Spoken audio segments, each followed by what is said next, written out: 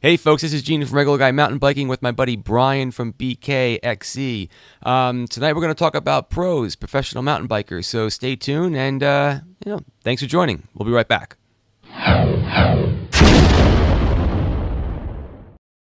All right, folks. Once again, this is Gene from Regular Guy Mountain Biking with my buddy Brian from BKXE. And tonight, I figured I'd talk about pro mountain bikers a little bit. I was just telling Brian that the topic kind of came up because, hey, it's football season, right? I mean, Brian mentioned he just got his fantasy football thing in by the skin of his teeth. I had to turn it off once we started talking because Monday night's going. Got Devontae Freeman right. We got to get this over with. Yeah, okay. He's doing great. I've already won my matchup, but he's like got 17 points in halftime, so it's like, oh man, feeling good.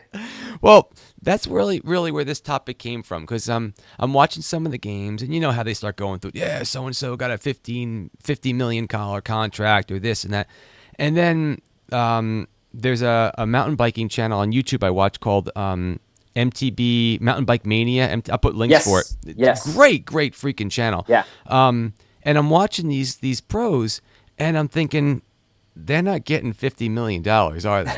No, not so much. They're not. And I'll speak for myself. I've met a bunch of pro mountain bikers. It has nothing to do with my skill set. Just simply that they're regular people. Like I'll mention a name, Aaron Chase. He's local idol over here. Look, I'll be honest with you. The guy's freaking awesome. All right. But the fact that our kids went to school in the same preschool for a little while. Like if he was a pro quarterback, my kids would work for his kids. Exactly. You know what I'm saying? Exactly. But if you're a mountain biker, like we used to play cards. So the pros that I've met, now I'm going to ask you the same thing because you just got back from Interbike. You may have met some people over there, and you were all over the place. You've met some people. I don't think I've ever met one pro, I'll just come right out and say it, that was an ass. Yeah. Never. I mean, some folks are a little bit more, look, if you're going to go fly down that mountain and do something, you got to be a little bit arrogant. You got to be a little bit, you got to have a little motsy to yourself. But I've never met one where I've walked away and go, man, that guy, he just thinks his shit doesn't stink, Yeah. They've always been such nice people. Girls and guys, across the board, everyone. Yeah. It's so funny you mentioned that because when I went to Interbike 2 years ago, with my brother, it was the Friday, so it's like the last day of the show, and where they let the unwashed masses in, right? And when you walk around Interbike, it's so funny because you've got your pass here around your chest, and everyone's just looking at it and trying to see who you are, where you're from. We call it pecker checker. So they're just always looking, and it just gets crazy. So like this year at Interbike, I didn't even put my pass on, and they were like still looking for where it was. But like, are you important? Are you important? Yeah, exactly. So short story long, I went up to a company that I really, really like, that I have some gear, and it's like a one-man company. And I was like, dude, I love your stuff. I do this and that. And he was an ass. It was just like, it totally turned me off on the product and all that. But that happened this year? No, 2 years ago. I'm sorry. So the moral of the story is like, these guys are cool probably, but you can always meet someone on their bad day where they've already been at Interbike for 5 days and they could care less about the guy off the street. But it's just the funniest thing how the first impressions can totally soil you on the whole business. They make great products. I don't care. I'm never going to buy them again. I'm not going to tell if anybody asks. I'm going to tell that story again. It's just it sucks. That's it's the horrible thing about being like, and this guy was like the owner of the company, so he's not a personality, he's not a celebrity, right? So it's different. But I will say my first pro interaction was at what's it called? Shoot, it's in Angwin, California, Napa County. Mark Weir. So Mark Weir was just riding by, and I just said hi real quick, and he was so cool. Like in the 2 seconds that I talked to him, just like smiling and saying, "Oh yeah," like just the stupidest little chat that we had, and I was like, "Oh man, Mark Weir's the best." Like it's awesome that instant interaction and just like, oh, this guy's so cool. So whenever I hear him now, it's like, oh yeah, he's the best. And you cheer for these people. Jeff Landowski lives in the town right next door. And we used to go to his house in the backyard. We used to have something called like a jump jam, and all the pros would ride, and the guys like me would show up with their cameras. Because we were not meant to ride with these people. But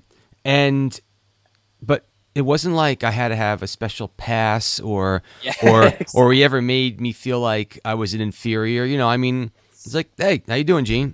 Did you see so and so? And it's like, because they're just nice people, George Ryan does work over here at Mountain Creek, and I just friended him on Facebook. I mean, like these are people we talk to on social media, right? Forums, guys. Yeah. I was my second interaction with a pro was a couple years ago at a race as well, and it was Clint Klassen. He's a local guy. Okay. I'm not sure how big he is on the national, but he's a cross country racer.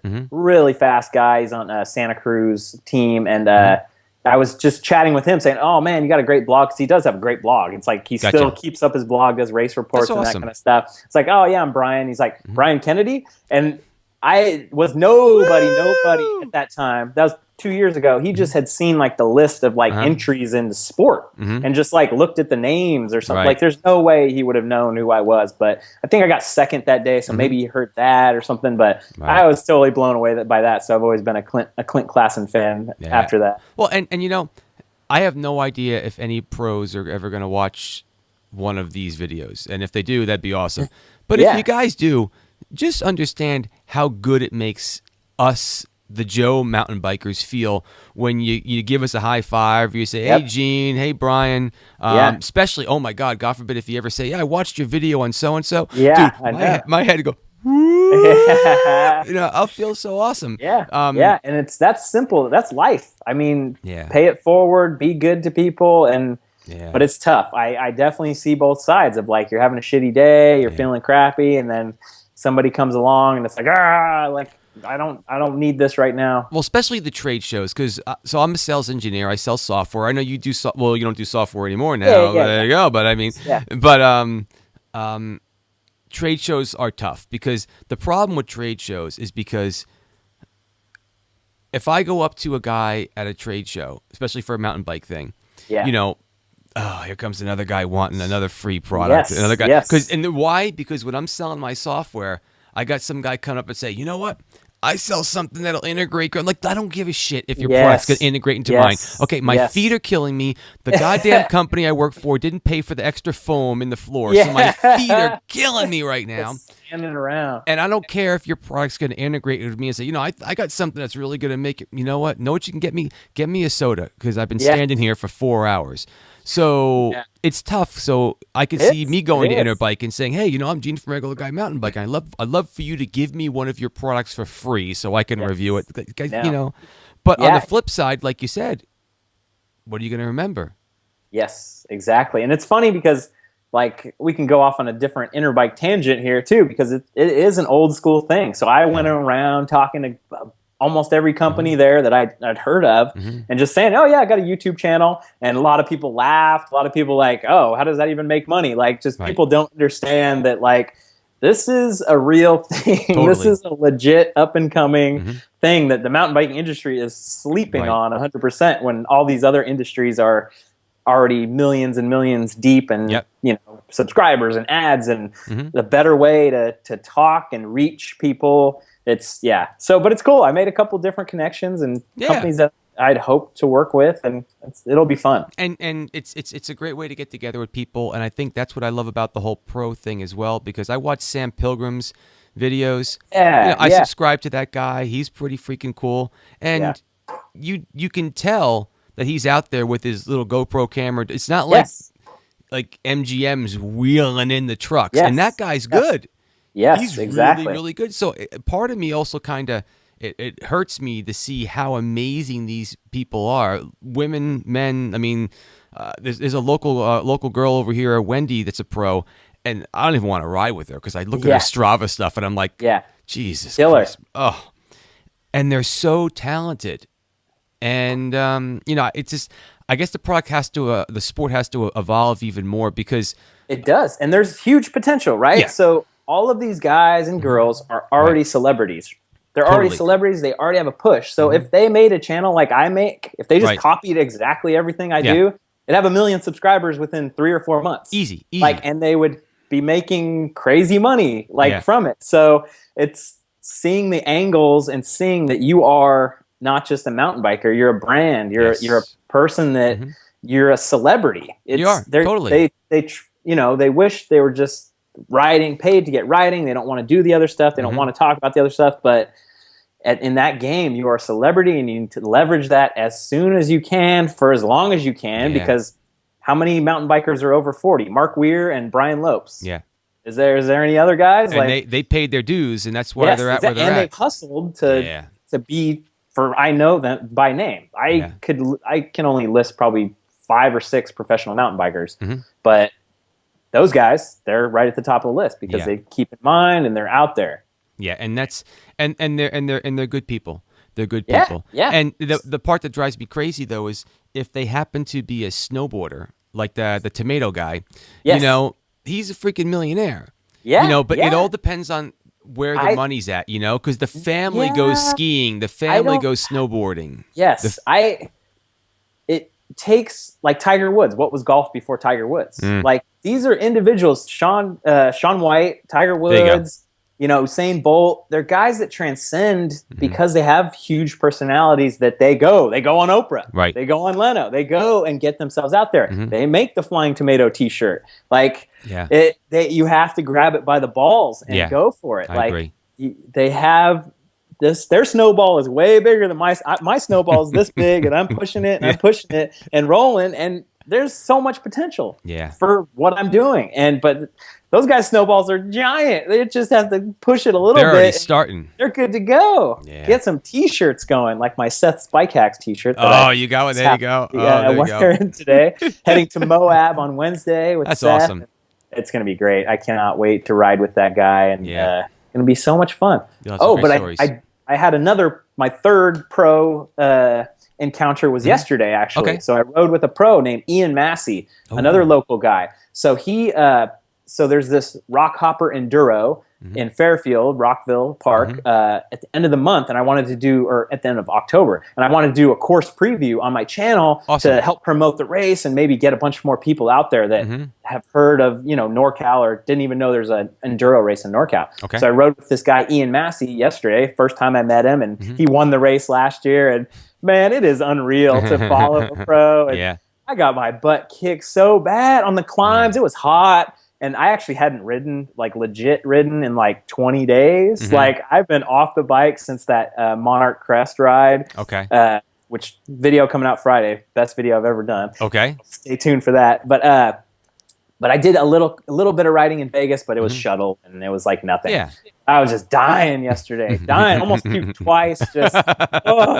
And he's just pedaling along. One water bottle, pedaling along, talking just fine. Those guys drive me nuts. They've got a granola bar in the back of their shirt and a tube strapped to their ass, and they go up the hill and do everything. And I'm it's inspiring to me because it's like, okay, I have the time now. I could do this if I trained and did. It's like, oh man, it's so overwhelming. But he's a great guy. He has a coaching service, so very similar story to mine. He's been had his coaching thing forever. He's been a pro forever, but he's been working at a bike shop, and he said, finally, okay, I'm going to get a good website going. I'm going to get actual stuff going and jump in. So he's following the dream. I'm following the dream for about the same amount of time so far. So I hope I can make some videos with him, talk about fit, suspension setup, all that stuff that I don't know anything about, that he would be the perfect pro to tell me and teach everyone that watches. Yeah, they have to know that kind of thing, especially since again, they don't have this massive entourage that are doing everything for them. These guys have to generally be the mechanic, at least till you get way up there anyway. Yes. You're flipping the bill. You're doing the whole thing. So everything.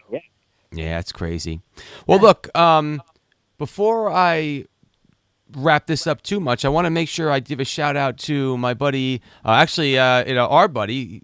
He came over from Brian's channel, Brian Vaughn. So for these bike shack videos, I try to put someone's video in the background. So right now in between our face is going to be Brian's handlebars. Exactly. There you go. This side. Yeah. So Brian's got a pretty cool picture on Instagram, entering the grizzly zone of Elm Creek. So anyway, Brian, we've got your your picture up. Thanks so much for tagging Regular Guy Mountain Biking.